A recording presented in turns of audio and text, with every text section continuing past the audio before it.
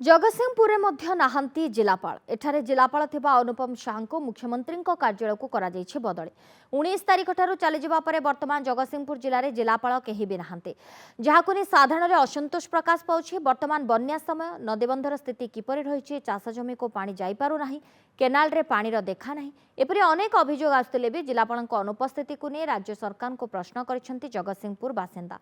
जिलापाल नथिबारु जिले में बहु कार्य बाधाप्राप्त हेउतबा अभियोग हेउछि।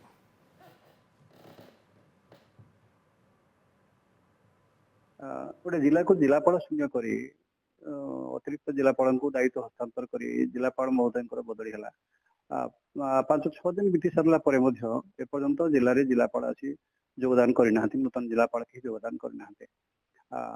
आम जो ढिनिम पिटुचे गोटे बुद्धिजीवी ये आमर अच्छा बहुत तेणु एमती गोटे समय जो जिलापाल योगदान है से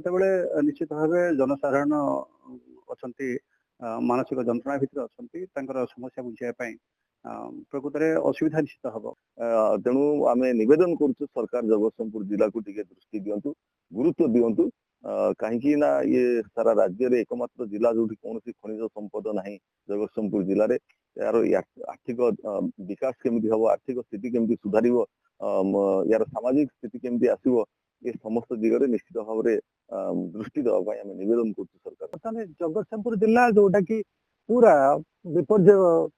बहुल जगह सेठी आमर गोटे जिलापाल ना बड़ा दुखर कथा। ये सरकार केमती टिके दृष्टि दौनी